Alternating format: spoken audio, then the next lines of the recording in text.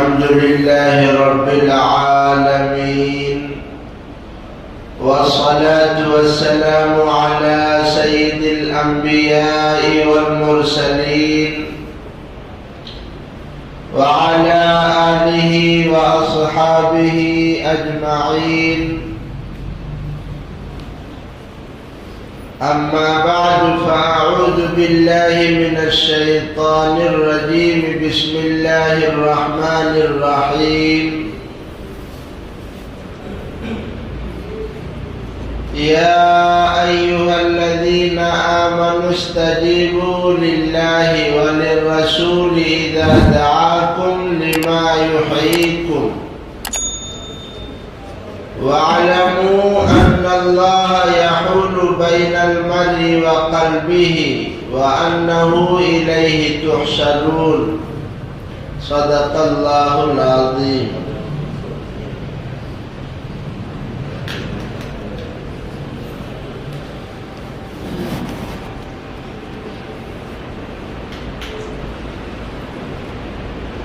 یہ جو آیت کریمہ ہم نے پڑھی ہے، اللہ تبارک و تعالی نے اس میں ارشاد فرمایا ہے اور مومنوں کو اللہ نے خطاب کیا ہے کہ جب اللہ اور اس کے رسول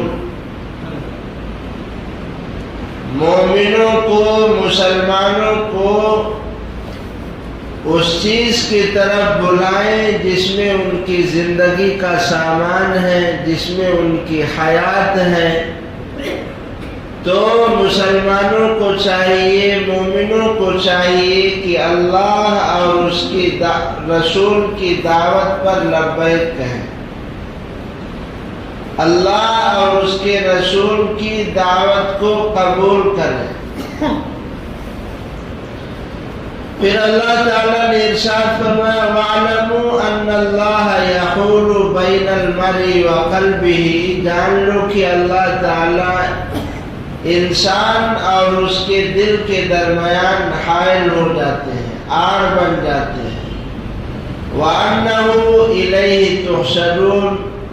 اور یہ بھی تم جان لو، تمہیں یہ بھی خبر ہونی چاہیے کہ تمام لوگ عنقریب اللہ کے حضور اکٹھا کیے جائیں گے، جمع کیے جائیں گے.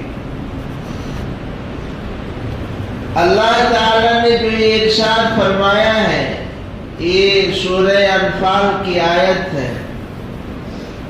اشارہ یہ دیا گیا کہ اللہ تبارک و تعالی اور اللہ کے رسول جناب محمد الرسول اللہ صلی اللہ علیہ وسلم جب مسلمانوں کو کسی چیز کی دعوت دے تو اس دعوت کو قبول کرو. اس دعوت کو جب قبول کریں گے تو پھر آپ کی زندگی بنے گی، خوشحال زندگی بنے گی، اور یہ سمجھ میں آئے گا کہ آپ ابھی زندہ ہیں. اور اگر اللہ اور اس کے رسول کی دعوت پر لبیک نہ کہے تو سمجھ لے آپ مردہ ہیں. ہم کیا ہیں؟ اللہ اور اس کے رسول کی دعوت پر لبیک کہیں گے تو حیات ملے گی، اور جب اس سے منہ پھیریں گے، اس کو ٹھکرائیں گے، تو پھر ہم کس میں شامل ہو جائیں گے؟ مردہ قوم میں شامل ہو جائیں گے. اور ایک طرف کروڑوں مردے ہوں، ایک طرف کروڑوں اگر مردے ہوں، بتائیے وہ ایک زندے کا کچھ بگاڑ سکتے ہیں؟ ایک طرف اگر کروڑوں مردے ہوں، لاشیں پڑی ہوئی ہوں، کسی ایک زندہ آدمی کا کچھ بگاڑ سکتے ہیں؟ تو وہی حیثیت ہماری بھی. آج ہم کروڑوں کی تعداد میں ہیں، لیکن ہے کیا؟ مردہ ہیں. اس لیے جو چاہتا ہے پیغمبر کی شان میں گستاخی کر دیتا ہے، جو چاہتا ہے مسلمانوں کے جو قوانین ہیں اس میں دخل اندازی کر دیتا ہے، جو چاہتا ہے قرآن پر انگلی اٹھاتا ہے، جو چاہتا ہے اذان پر اٹھاتا ہے، جو چاہتا ہے مساجد پر اٹھاتا ہے۔ اتنی بڑی تعداد ہونے کے باوجود ہماری کوئی حیثیت نہیں، وجہ کہ ہم مردہ ہو گئے۔ مردہ کیوں ہو گئے؟ اس لیے کہ اللہ اور اس کے رسول کی دعوت کو ہم نے قبول نہیں کیا۔ وہ صحابہ کرام تھے کہ اللہ اور اس کے رسول کی ایک ایک آواز پر جب لبیک کہنے والے تھے، تو آج ہم اتنی بڑی تعداد میں نعرہ تکبیر کی صدا بلند کرتے ہیں مگر کوئی فرق نہیں پڑتا ہے۔ لیکن وہ صحابہ کی تکبیر کی آوازوں پر محلات میں زلزلہ آ جاتا تھا، صرف تکبیر کی صداؤں پر محلات ہل جاتے تھے، زلزلہ آ جاتا تھا۔ کیوں آ جاتا تھا؟ آج ہم خوشبو لگاتے ہیں اچھی، کھانا کھاتے ہیں اچھا، کپڑا پہنتے ہیں اچھا، ان سب غذاؤں سے، کھانوں سے ہمارا جسم پلتا ہے، جسم کی آرائش ہوتی ہے۔ لیکن ایک غذا جو باطنی ہے وہ ہمارے پاس نہیں ہے۔ اندر کی جو غذا ہے، روحانی غذا، وہ ہمارے پاس نہیں ہے۔ اسی لیے کہا گیا الدین هو الحیات، دین ہی زندگی ہے۔ الدین هو روح الانسان، دین جو ہے یہ انسان کی روح ہے۔ اگر دین نہ ہو تو پھر آدمی مردہ ہے، اور اگر دین ہے تو زندہ ہے۔ نماز پڑھ لینا دین ہے، زکوٰۃ دے دینا دین ہے، حج کر لینا دین ہے۔ یہ تو ہم نے صحیح سمجھا، یہ سب دین ہے۔ جہیز نہ لینا یہ کیا ہے؟ وراثت میں حصہ نہ دینا یہ کیا ہے؟ ایک دوسرے کے حقوق کو مارنا یہ کیا ہے؟ اس کو ہم نے دین نہیں سمجھا۔ ہم تو دین سمجھ رہے، نماز پڑھ لیے، روزہ رکھ لیے، اور ایک کے بعد دیگر حج کر لیے، عمرہ کر لیے، یہ دین ہے۔ بہنوں کو وراثت میں حصہ نہ دیا جائے، ہم نے اس کو دین سمجھا ہے۔ ایک دوسرے کے مال کو دبا کر بیٹھ جائے، ہم نے اس کو دین کا حصہ سمجھ لیا ہے۔ ایک دوسرے کی زمین کو ہڑپ کر لے، ہم نے اس کو دین سمجھ لیا ہے۔ یعنی اللہ تبارک و تعالیٰ نے قرآن پاک میں یہودیوں کی صفت بیان کی ہے۔ ذرا کان لگا کے سنیے گا، یہودیوں کی اللہ تعالیٰ نے صفت بیان کی ہے کیا؟ افتؤمنون ببعض الکتاب وتکفرون ببعض، افتؤمنون ببعض الکتاب وتکفرون ببعض۔ تم اللہ کی جو احکامات ہیں اس کا بعض تو مانتے ہو، بعض کا انکار کرتے ہو، اور پھر بھی دعویٰ کرتے ہو نحن ابناء اللہ واحباؤہ، ہم اللہ کے لاڈلے ہیں، ہمیں جنت ملے گی، ہم اللہ کے چہیتے ہیں۔ تمہارا حال کیا ہے؟ بعض احکامات کو تو مانتے ہو اور بعض احکامات کو نہیں مانتے۔ یعنی جس میں تمہارا مفاد ہے اس کو تو سینے سے لگاتے ہو، اور جس میں بظاہر شریعت کے احکامات پر عمل کرنے میں آدمی کا نقصان نہیں ہے، فائدہ ہی ہے۔ بظاہر آپ کو دکھے گا کہ زکوٰۃ دینے سے مال کم ہو رہا ہے، لیکن حقیقت میں زکوٰۃ دینے سے مال بڑھتا ہے۔ بظاہر آج آپ کو لگ رہا ہے کہ 1,00,000 روپیہ اگر وراثت میں بچا ہے اور بہنوں کو حصہ دے دیں گے تو بھائیوں کے درمیان جو مال تقسیم ہوگا وہ کم ہو جائے گا۔ لیکن اگر آپ نے بہنوں کو حصہ دے دیا اور وراثت میں جو حصے دار ہیں آپ نے ان کو حصہ دے دیا، تو ظاہری طور پر تو یہ لگے گا کہ مال کم ہو رہا ہے، لیکن یہ مال آپ کا بڑھے گا۔ یہ کیا ہوگا؟ بڑھے گا۔ حرام مال میں نحوست ہی ہے، حلال مال میں اللہ نے برکت رکھی ہے۔ حرام آپ کھاؤ گے بظاہر بڑھے گا، لیکن کیسے کیسے نکلتا ہے ہم نے تو اپنی آنکھوں سے دیکھا ہے، آپ بھی دیکھے ہوں گے۔ جو حرام کار ہوتا ہے، حرام مال کھاتا ہے، اس کا مال کیسے نکلتا ہے، کہاں جاتا ہے، کیا اس کے اعمال ہوتے ہیں، اللہ تعالیٰ حفاظت فرمائے۔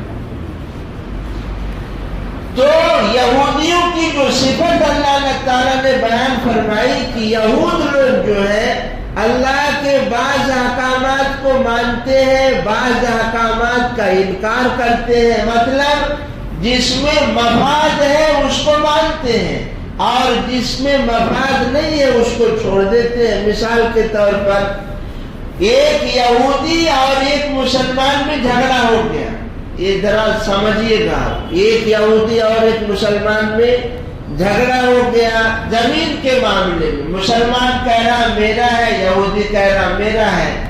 یہ عدالت میں یعنی حضور صلی اللہ علیہ وسلم کے پاس جب یہ معاملہ پہنچا تو آپ نے دونوں کے دلائل سنے، دونوں کی باتوں کو سنا اور آپ نے فیصلہ کر دیا کہ یہ زمین یہودی کی ہے۔ یہ زمین کس کی ہے؟ یہودی کی۔ جب رسول اللہ نے فیصلہ کر دیا تو اسے مان لینا چاہیے، چاہے وہ دین کا معاملہ ہو یا دنیا کا معاملہ ہو۔ آپ قرآن پاک میں پڑھیں گے، ایک صحابیہ ہے، ہماری ماں ہے حضرت زینب بنت جحش رضی اللہ عنہ، جن کا نکاح، ان کی خصوصیت ہے کہ سارے لوگوں کا نکاح زمین میں ہوتا ہے۔ ہم لوگ خطبہ پڑھتے ہیں علماء تو نکاح ہوتا ہے، قبل تو کہنا پڑتا ہے، لیکن حضرت زینب بنت جحش رضی اللہ عنہ کا نکاح اللہ نے آسمانوں میں کیا ہے۔ کہاں کیا ہے؟ لیکن ان کا جو رشتہ پہلے جن صحابی سے طے تھا، پورے قرآن پاک میں آپ ڈھونڈ لیجئے، ان صحابی کے علاوہ کسی کا نام نہیں ہے۔ ان کا نام حضرت زید بن حارثہ، وہی زید طائف کے سفر میں جب رسول اللہ صلی اللہ علیہ وسلم کے ساتھ گئے تھے، ان کا نکاح لگا تھا کس سے؟ حضرت زینب رضی اللہ عنہ سے، ام المومنین۔ لیکن یہ قریشیہ تھی، اونچے خاندان کی تھی، جو تھا نہیں، لیکن اللہ کے نبی کا فرمان تھا کہ نہیں زید سے۔ یہ زید حضور صلی اللہ علیہ وسلم کے منہ بولے بیٹے تھے۔ کیا تھے یہ؟ یعنی جیسے گود لیتے ہیں نا کسی دوسرے کے اولاد کو، تو حضور صلی اللہ علیہ وسلم کے یہ منہ بولے بیٹے تھے۔ تو آپ کا فیصلہ تھا کہ نکاح انہی سے ہو، لیکن ان کے خاندان والے راضی نہیں تھے۔ اللہ تعالیٰ نے آیت اتاری کہ جب اللہ کے نبی اور اللہ تعالیٰ کسی چیز کے بارے میں فیصلہ کر دے تو پھر اس میں ٹال مٹول کی گنجائش نہیں، چاہے وہ دنیا کا معاملہ ہو یا دین کا معاملہ ہو۔ اس لیے حضرت زینب رضی اللہ عنہ نے نکاح کر لیا، لیکن پھر چل نہیں پائی گاڑی۔ کچھ دنوں کے بعد پھر حضرت زید نے طلاق دے دیا اور پھر حضور صلی اللہ علیہ وسلم نے نکاح فرما لیا۔ کن سے؟ حضرت زینب۔ یہ نکاح آسمانوں پر ہوا تھا اور یہ رسم کو توڑنا تھا۔ یہ جو آپ نے نکاح فرمائی یہ رسم کو توڑنا تھا۔ رسم کیا تھی؟ رواج کیا تھا؟ عرب کے لوگ یعنی منہ بولے بیٹے کی بیوی سے نکاح کرنے کو حرام سمجھتے تھے، حالانکہ منہ بولے بیٹے کی بیوی سے نکاح ہو سکتا ہے۔ سمجھ میں آئی بات؟ یعنی باپ نکاح کر سکتا ہے۔ بار بار حضرت زید آ کے کہتے تھے کہ اس سے حضور صلی اللہ علیہ وسلم سے شکایت کرتے تھے کہ اس طرح معاملہ آج ہو گیا، گاڑی چل نہیں پا رہی۔ رسول اللہ صلی اللہ علیہ وسلم سمجھاتے تھے، جب تک چلی گاڑی چلی، لیکن طلاق ہو گیا۔ اب جو رسم رواج تھا کہ منہ بولے بیٹے کی بیوی سے یعنی بہو سے، حقیقی بہو نہیں، منہ بولے بیٹے کی بیوی سے نکاح نہیں ہو سکتا، حرام ہے، رسول اللہ صلی اللہ علیہ وسلم نے اس رسم کو، اس رواج کو توڑ دیا اور پیغام دے دیا کہ منہ بولے بیٹے کی بیوی سے نکاح ہو سکتا ہے۔ یہ رسم یہ سورۃ الاحزاب میں غالباً ہے نا کرسا، سورۃ الاحزاب میں پورا ان کا واقعہ اللہ تعالیٰ نے بیان فرمایا ہے۔ تو میں یہ کہہ رہا تھا کہ جب مسلمان اور اور ایک یہودی میں زمین کا جب نزع ہوا، معاملہ کہاں پہنچا؟ رسول اکرم صلی اللہ علیہ وسلم کے پاس آپ نے فیصلہ دے دیا کہ یہ زمین یہودی کی ہے۔ کس کی ہے؟ یہ جو مسلمان تھا، بظاہر مسلمان تھا منافقی۔ کون تھا یہ منافق تھا۔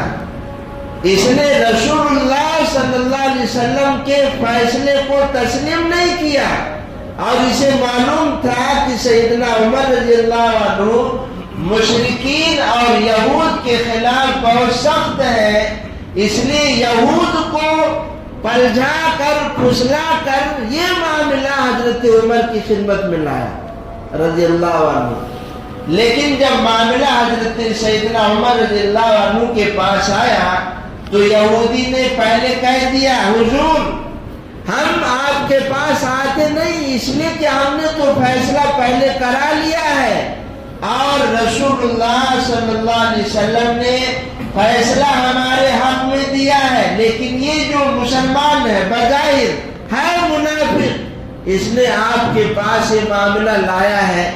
حضرت عمر رضی اللہ عنہ نے فرمایا ٹھہرو میں ابھی آتا ہوں۔ گئے، تلوار لائے اور اس منافق کی گردن اڑا دی، اور فرمایا کہ جو رسول اللہ صلی اللہ علیہ وسلم کے فیصلے کو تسلیم نہیں کرتا ہے، نہیں مانتا ہے، اس کا فیصلہ عمر کی تلوار کرتی ہے۔ پھر اللہ نے آیت، پھر بوال ہوا تھوڑا کہ عمر رضی اللہ عنہ نے قتل کر دیا، ایسے کیسے ہو گیا؟ اللہ تعالیٰ نے قرآن کی آیتیں نازل فرمائی قرآن پاک میں، اور ارشاد فرمایا کہ جب اللہ تعالیٰ کا یہ فیصلہ ہو گیا، اس کے رسول کا یہ فیصلہ ہو گیا، پھر بھی اگر وہ نہ مانے کوئی حرج نہیں ہے، اسی طرح ان کا انجام ہونا چاہیے۔ یہ تھا کون؟ منافق تھا۔ حضور صلی اللہ علیہ وسلم کی 13 سالہ مکہ کی زندگی میں آپ نے سنا کٹر کھلے ہوئے دشمن تھے اسلام کے، رسول اللہ صلی اللہ علیہ وسلم کے تھے کہ نہیں تھے؟ سیرت آپ کے سامنے آئی۔ مدینہ منورہ آپ ہجرت کر گئے ہیں تو مدینہ میں ان لوگوں سے واسطہ پڑا جو بظاہر اسلام کے ہمدرد تھے، لیکن حقیقت میں وہ کیا تھے؟ کافر تھے، وہ اسلام کے دشمن تھے۔ رسول اکرم صلی اللہ علیہ وسلم کی مدنی زندگی میں منافقین سے وہ واسطہ پڑا ہے کہ اگر رسول اکرم صلی اللہ علیہ وسلم پر وحی کا نزول نہ ہوتا تو اسلام کا نام و نشان نہیں رہتا، اور مسلمان اور اسلام دنیا سے ختم ہو گئے ہوتے۔ اسی میں ایک نام ہے عبداللہ بن ابی کا۔ حضور اکرم صلی اللہ علیہ وسلم کا گزر ہو رہا ہے، اس نے زور سے چلا کر کہا مٹی مت اڑاؤ، اس نے کہا مٹی مت اڑاؤ۔ رسول اکرم صلی اللہ علیہ وسلم گزر گئے، لیکن اس کو کیا معلوم کہ جس شخصیت کو اس نے کہا ہے مٹی مت اڑاؤ وہ رسول اکرم صلی اللہ علیہ وسلم تھے۔ اسی لیے ایک صحابی نے کہا کیا بکتا ہے تو؟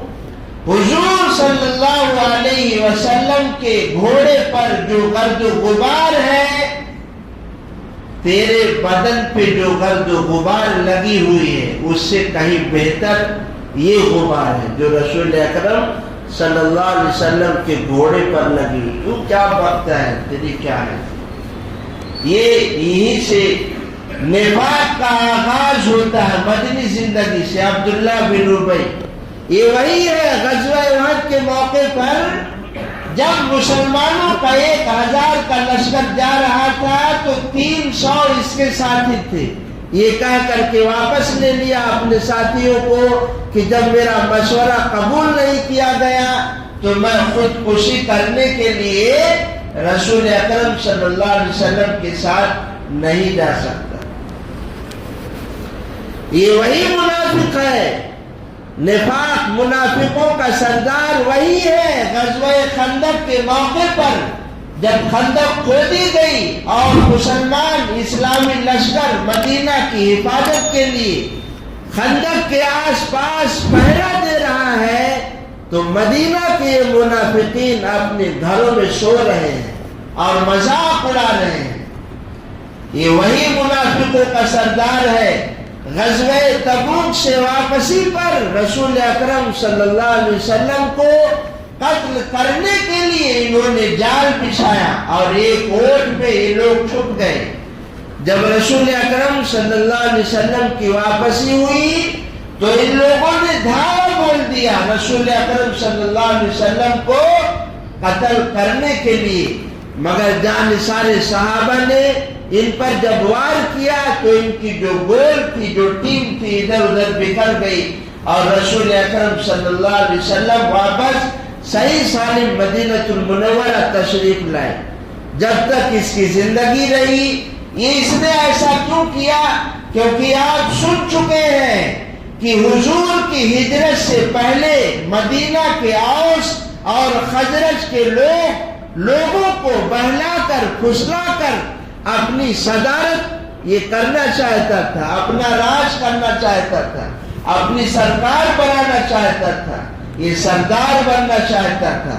لیکن رسول اکرم صلی اللہ علیہ وسلم جب مدینہ منورہ ہجرت کر گئے اور چھوٹی چھوٹی جھڑپوں کے بعد جب غزوہ بدر پیش آیا تو اس کو لگ گیا اب مسلمانوں کو دبانا مشکل ہے، اس لیے یہ اور اس کے ساتھی بظاہر اسلام قبول کر لیے اور اندر اندر اسلام کی جڑ کاٹنے میں مشغول ہو گئے۔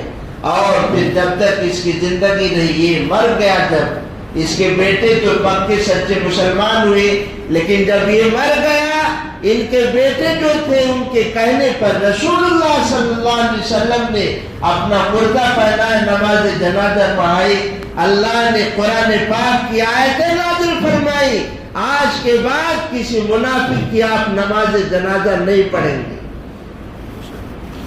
وہ حذیفہ ابن الیمان رضی اللہ عنہ، ادھر 1000 کا کفار کا لشکر روانہ ہو رہا ہے، حضرت حذیفہ اور ان کے والد یمان یہ دونوں مکہ سے مدینہ ہجرت کر رہے ہیں۔ راستے میں کفار کا لشکر جب مل گیا اور حضرت حذیفہ اور ان کے والد کو قید کر لیا اور کہا دیکھو ہم ادھر سے تو کفار مسلمانوں پر چڑھائی کرنے کے لیے جا رہے ہیں، اب ہم تمہیں چھوڑیں گے نہیں، اس لیے کہ تم مدینہ جا کر مسلمانوں کے ساتھ شامل ہو کر ہمارا مقابلہ کرو گے۔ ہاں ایک شرط پر تم کو چھوڑ سکتے ہیں، وہ شرط یہ ہے کہ تم مسلمانوں کا ساتھ نہیں دو گے، تم مسلمانوں کا ساتھ نہیں دو گے۔ اس شرط پر ان کو چھوڑا گیا۔ یہ رازدار ہیں، حضور صلی اللہ علیہ وسلم کے رازدار ہیں۔ منافقوں کے جو نام تھے حضرت حذیفہ رضی اللہ عنہ کو رسول اللہ صلی اللہ علیہ وسلم نے بتا دیا تھا کہ فلاں فلاں منافق ہے۔ جب یہ مدینہ پہنچے اور رسول اکرم صلی اللہ علیہ وسلم سے عرض کیا کہ یہ معاملہ پیش آیا اور اس شرط پر ہماری رہائی ملی ہے، لیکن ہم باپ بیٹے کی تمنا ہے اور آرزو ہے کہ بدر کی جنگ میں ہم بھی شریک ہوں۔ رسول اکرم صلی اللہ علیہ وسلم نے فرمایا جب تم نے وعدہ کر لیا ہے تو اس کی خلاف ورزی نہیں کر سکتے، تم جنگ میں شریک نہیں ہو سکتے، تم مدینہ میں ہی رہو۔ اس لیے تو رسول پاک صلی اللہ علیہ وسلم نے منافقوں کی علامات میں سے یہ شمار کرایا ہے کہ منافق وہ ہے جب وعدہ کرے تو اس کی خلاف ورزی کرے۔ یہ منافق ہے آدمی، بظاہر گرچہ وہ نماز پڑھتا ہو، گرچہ وہ روزہ رکھتا ہو، وہ زکوٰۃ دیتا ہو۔ رسول اکرم صلی اللہ علیہ وسلم نے عبداللہ بن ابی کی نماز جنازہ پڑھانی آپ نے پڑھائی، اللہ نے آیت نازل فرمائی اور منع کر دیا کہ آئندہ اس طریقے کے کام نہیں کرنا ہے۔ یہ تو دنیا سے چلا گیا، لیکن اسلام کی جڑ کو کھودنے میں یہود اور اسلام کے دشمن منافقین اس وقت سے لے کر آج تک، ابھی آپ جائزہ لیجئے، اسرائیل کی اور ایران کی جنگ ہوئی، غزہ کی مجاہدین کی اسرائیل سے جنگ ہو رہی ہے، اس میں بہت سارے کانڈ ایسے آئے ہیں، جاسوس پکڑے گئے، کہاں کے تھے خبر ہے کہ نہیں ہے؟ تھوڑا نظر رکھیے اس پہ۔ ایران میں کتنے لوگ پکڑے گئے، غزہ میں بھی بغاوت ہوئی، اور مجاہدین یعنی حماس کے خلاف جو ہے کھڑے ہو گئے، جو بظاہر مسلمان ہیں لیکن ہے کون؟ منافق ہے۔ اچھا، ان کی سپورٹ میں آ کر انڈیا کے اور دیگر ممالک کے مسلمان بھی جو اسلامی اسکالر کہتے ہیں اپنے آپ کو، وہ بھی چینل پر آ گئے اور کہنے لگے یہ کوئی جنگ ہے، یہ کوئی جہاد ہے، اور اس طریقے سے لوگوں کے دلوں میں اور ذہنوں میں شکوک و شبہات پیدا کرنا شروع کر دیا اسلام کی جڑ کو کمزور کرنے کے لیے۔ رسول اللہ صلی اللہ علیہ وسلم جب تک تھے آپ کو وحی کے ذریعے تو بتا دیا جاتا تھا، مگر جب آپ دنیا سے رخصت ہو گئے، حضرت سیدنا صدیق اکبر نے جو مدعی نبوت کے دعوے دار تھے ان کے خلاف جہاد کیا، زکوٰۃ کے منکر تھے ان کے خلاف جہاد کیا۔ باری آئی حضرت عمر فاروق رضی اللہ عنہ کی، مجوسی ابو لولو نے ان کو قتل کیا فجر کی نماز میں، آپ کے سامنے جانتے ہیں۔ حضرت علی، حضرت معاویہ، حضرت عائشہ، یہ جو جنگ صفین اور جنگ جمل، یہ جو تمام جنگیں پیش آئی ہیں، ایک دوسرا منافق اور اسلام کا غدار رونما ہوا جس کا نام ہے عبداللہ بن سبا۔ پہلا کون تھا؟ عبداللہ بن ابی۔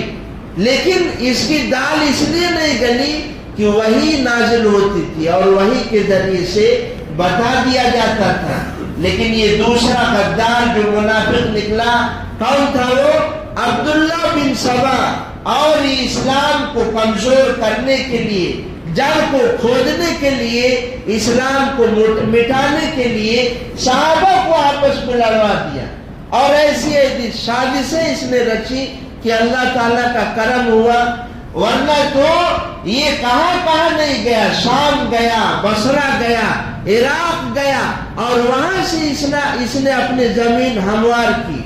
یہی لوگ سن 35 ہجری میں جب حج کا موسم آیا تو مدینہ منورہ سے صحابہ کرام کی اکثریت حج کرنے مکہ آئی۔ سن 35 ہجری میں اسی عبداللہ بن سبا کے حمایتی اور ماننے والوں نے مدینہ منورہ کا محاصرہ کیا، اور جس کے نتیجے میں حضرت سیدنا عثمان غنی رضی اللہ عنہ کی شہادت ہوئی۔ یہ وہ غدار تھا، وہ اسلام کا بڑا منافق تھا، یہ دونوں تھے کہ جس کی وجہ سے سن 35 ہجری میں حضرت عثمان غنی رضی اللہ عنہ کو شہید کر دیا گیا۔ یہ ایک تاریخ ہے، لمبی تاریخ ہے۔ مدنی زندگی میں یہ مکی زندگی جو تھی وہ تو تھی ہی، کیا کیا مصائب آئے، لیکن مدنی زندگی میں آپ کی جب تک حیات رہی ہے منافقین سے واسطہ پڑتا رہا، اور اللہ تبارک و تعالیٰ نے حضور صلی اللہ علیہ وسلم کی حفاظت فرمائی، مسلمانوں کی حفاظت فرمائی، اور وحی کے ذریعے سے بتاتے رہے اللہ تعالیٰ۔ آپ قرآن پاک میں سورۃ المنافقین بھی پڑھیں، اس لیے اللہ تبارک و تعالیٰ نے ارشاد فرمایا ہے کہ آدمی کا جو اندر ہو وہی باہر ہو، آپ سے محبت ہے اظہار کر دو، دشمنی ہے تو پھر بچ کے رہو، دل میں عداوت نہ رکھو۔ لیکن آج کل کیا ہو رہا ہے ہر آدمی جانتا ہے، اسی لیے تو حضور اکرم صلی اللہ علیہ وسلم نے فرمایا، سنیے کان کھول کر، ایک دور آئے گا بظاہر لوگ دوست ہوں گے لیکن حقیقت میں وہ دشمن ہوں گے۔ بظاہر کیا ہوں گے؟ دوست ہوں گے لیکن حقیقت میں وہ دشمن ہوں گے۔ صحابہ نے سوال کیا، یا رسول اللہ ایسا کیوں ہوگا؟ بظاہر دوست ہوں گے اور دل میں دشمنی ہوگی، ایسا کیوں ہوگا؟ حضور صلی اللہ علیہ وسلم نے ارشاد فرمایا، یہ اس لیے ہوگا کہ لوگوں کو طمع اور لالچ ہوگی، طمع اور لالچ یا تو خوف ہوگا.